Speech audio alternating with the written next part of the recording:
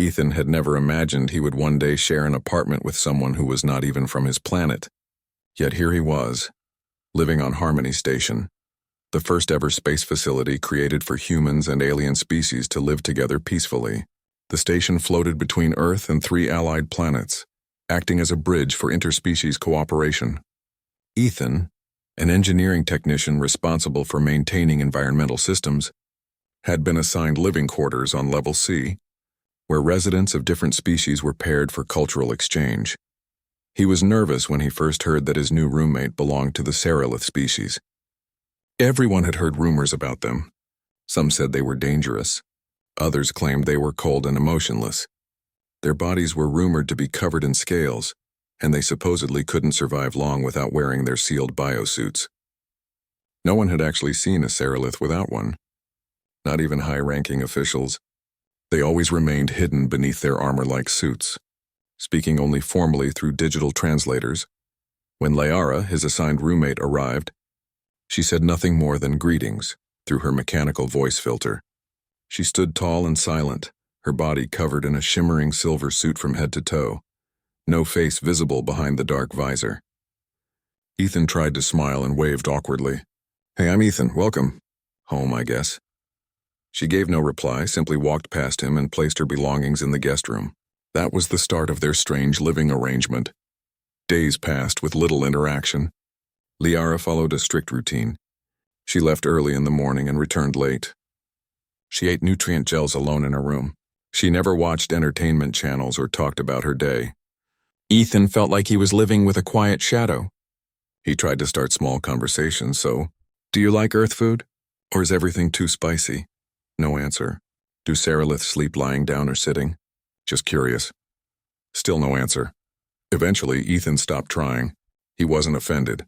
Maybe Cerealiths didn't talk unless necessary. Maybe silence was respectful in her culture. He decided to be patient. One thing did bother him, though: the shared cleansing chamber. Harmony Station used a universal design so every species could wash according to their needs. It worked like a shower mixed with a steam chamber and a sonic cleansing field. Doors were automated for convenience, unlocking when the room was vacant and locking when occupied. That was the theory.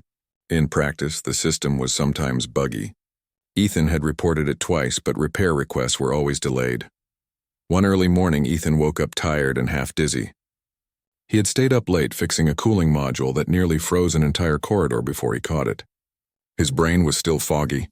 He walked out of his room wearing only a loose shirt and shorts, rubbing his eyes. He headed to the cleansing chamber, expecting it to be empty like usual at this hour. The door slid open without resistance. He stepped inside, yawning. Finally, hot steam. Then he froze. Liara was inside, but she wasn't wearing her suit. He stood still, eyes wide, breath caught in his throat. His mind tried to process what he was seeing. There was no armor, no silver suit, no cold metallic mask. Instead, Liara's body shimmered like liquid stardust. She had no clear skin tone. Her form glowed softly, shifting between silver, violet, and soft teal, like reflections on water. Her shape was feminine, gentle curves, long limb, but her body did not stay still. It moved like flowing mist, glimmering and pulsing, almost like she was made of living light. She turned slowly. Their eyes met, or at least where her eyes should be. She had features, but they were soft and fluid, not fixed like a human's. Her face shifted like gentle ripples, yet he could feel her gaze. Surprised, cautious. Ethan's brain finally reacted. "Ah!" "I'm so sorry," he yelled, stumbling backward. His heel hit the frame of the door and he slipped, nearly falling. But before he could hit the floor, a wave of cool mist flowed from Liara's body, wrapping around his arm and steadying him. It felt like touching soft water and warm air at the same time. He stared in disbelief. She stared back silently. Ethan's face turned red. I didn't see anything." "I mean, I did, but I didn't mean to. I was half asleep. Door didn't lock. I'm leaving right now." He scrambled out of the chamber, slammed into the wall, recovered, and ran into his room. He shut the door, pressing his forehead against it, feeling as if his soul had left his body. He paced in circles. Oh no. She's gonna kill me, or report me to the council, or vaporize me. He sat on his bed, covering his face. Why am I like this? I can't believe I just walked in on an alien bathing. She probably thinks humans are creeps now. Minutes passed. He considered packing his bags and moving to another sector before she emerged. Maybe he could fake a transfer request. Or pretend to be sick. Or... A soft chime echoed from the door. Liara was outside. Ethan froze. His heart pounded. Should he answer? Or hide forever? He forced himself to open the door slowly. Liara stood there, fully dressed in her silver suit again. Her helmet was still off. Her face of shifting light was visible, though dimmer now. Less radiant than before. She held a small handheld device. She activated it. A gentle voice emerged. You were surprised, Ethan blinked. Yes? Liara tilted her head slightly. Colors flickered briefly across her cheek. Maybe an expression? You did not scream. Ethan scratched his head nervously. I mean, I was shocked, yeah, but I wasn't scared. I just didn't know Seroliths looked like... That, Liara paused. Did you find my form unpleasant? What? No! Ethan waved his hands frantically. It was, beautiful. I mean, not in a weird way. Just like science fiction. Like nebula art, very graceful. Liara stared at him for several seconds as if analyzing his words. Then softly her light brightened slightly. That is acceptable. Ethan let out a breath of relief so strong he nearly collapsed. Liara continued speaking through the translator. Most species react with fear or disgust. It is why we conceal our natural form. You did not. Ethan managed a weak smile. Well, I guess I just thought you looked peaceful. Liara blinked, or at least made a slow ripple where an eyelid would be. I thank you, she said. Then she turned and began walking away. Wait, Ethan called. She stopped and glanced back. You don't have to use the translator if you don't want to, he said softly. You can just talk to me if you're comfortable. Liara was silent. Then she spoke, not through the device, but softly, directly, her own voice resonating like gentle bells underwater. Speaking without device is more tiring, but I will try. Ethan smiled. No pressure, just, I don't want things to be awkward. Liara turned fully to face him. Her light dimmed slightly, becoming calm, steady. It is not awkward, she said quietly. It is new. Then she walked away. Ethan stood there in the hallway, processing everything. He leaned back against the wall and exhaled. Okay, that could have gone way worse. From that day onward, something changed. Liara spoke more. Not much, but enough. When Ethan made coffee, she would stand nearby and ask, what is its purpose? When he fixed a panel, she would observe silently. One time, he offered her a small glowing plant from the hydroponics lab. She stared at it for a long time before gently absorbing the light from its petals, causing it to wilt slightly. Then she quickly returned the energy back, making it glow brighter than before. Ethan clapped in excitement. Liara tilted her head again, possibly amused. In the evening, Ethan sat on the couch watching a comedy show. Liara, for the first time, joined him. She didn't laugh, but her light pulsed gently whenever the audience laughed. Ethan wondered if that was her version of smiling. They didn't talk about the bathing incident again. But they didn't need to. That moment, however embarrassing, had formed an unexpected connection. Late at night, Ethan lay in bed staring at the ceiling. He had seen many incredible things as an engineer. Stars up close, gas giants, floating cities. But nothing felt quite like that moment when Liara had looked at him without fear. He whispered to himself, maybe aliens aren't so different after all. He turned off the light, feeling oddly content. But somewhere deep inside, he also knew this was only the beginning. Liara, in her room, sat cross-legged on the floor, her light softly glowing. She touched her chest where her heart would be, feeling a strange warmth that was not part of her biology. She whispered in her native tongue, a language like soft echoes of wind. Human. Strange, but kind. She dimmed her light and rested, not knowing that her life, just like Ethan's, had already started to change in ways neither of them could predict. Part 2. Story continues. Days passed on Harmony Station, and the atmosphere between Ethan and Liara grew lighter, calmer. They were still very different in behavior, but something unspoken tied them together. Ethan no longer treated her like a distant guest. He treated her like someone who belonged there, someone who mattered. And Liara, who had spent her whole life hiding, slowly came out of her shell.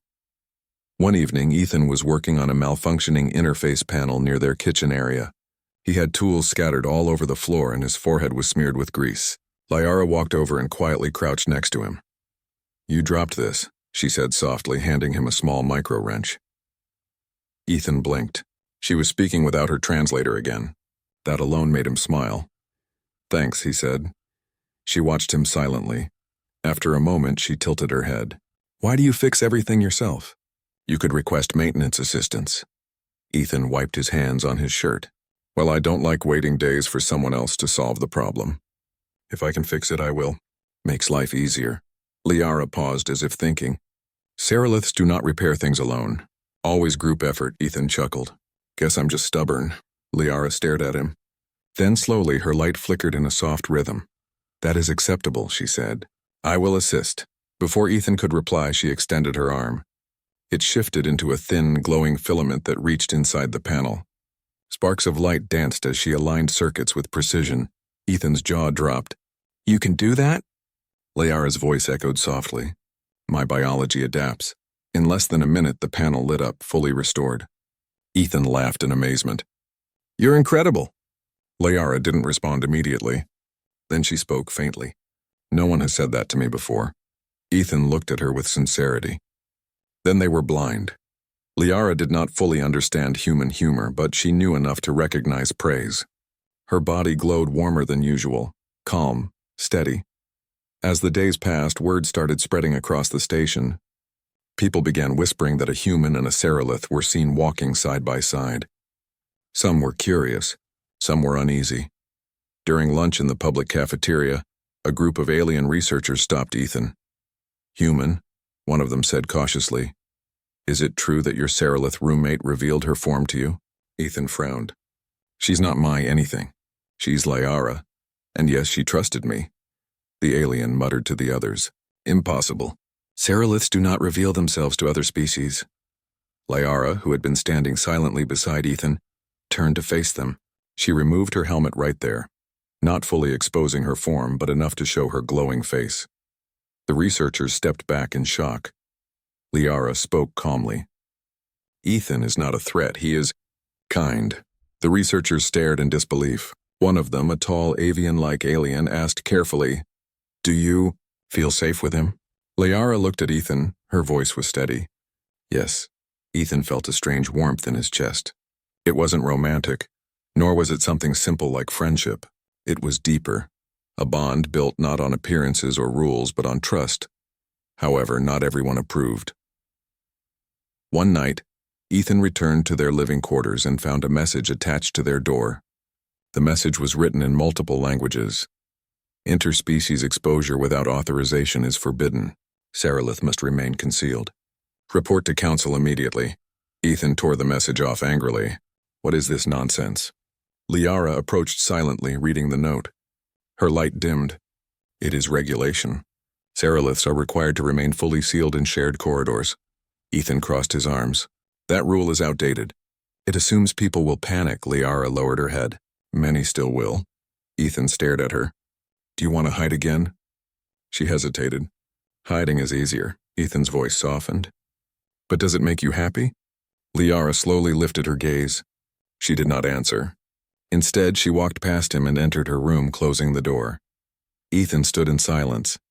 He wanted to break that door down and tell her she didn't deserve to feel like this, but he knew he had to wait. She would come out when she was ready. The next morning, Ethan found Liara standing in the central plaza of the station. She wore her full suit, but her helmet was off. Many residents were gathered around, whispering. Some took steps back cautiously. Liara stood tall, her light bright but calm. She spoke with clarity. "I am Liara of Serolith. I will not conceal my form any longer. Those who are afraid, watch me and see there is no danger." The crowd murmured nervously. Some stepped forward, curious. A little human girl tugged her mother's sleeve and asked, "Mommy, is she a light fairy?" Liara blinked softly, surprised. Ethan, who had just arrived, couldn't hold back a smile. The child, with her mother's hesitant permission, walked closer to Liara. She reached out her hand. Liara hesitated only for a moment, then gently extended a glowing, mist-like hand. Their fingertips touched. The little girl gasped in delight. Warm! The crowd's tension broke. People began whispering in awe instead of fear. A few even clapped quietly. The child giggled and looked at her mother. She's pretty. Liara looked down at the girl. Her body shifted into soft golden light, a sign of contentment among her kind. After the gathering dispersed, Ethan approached Liara. That was brave, he said. Liara looked at him. It was necessary. Ethan nodded. How do you feel? Liara paused.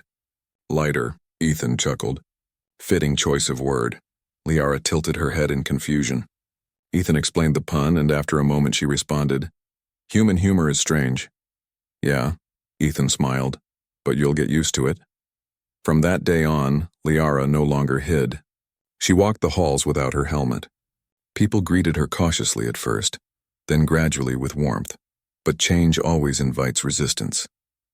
A week later, Ethan received a message from the station council. Attend the hearing regarding unauthorized exposure of protected alien species. Ethan huffed. Protected species? She's not a specimen. She's a person. Liara stood beside him. I will attend as well.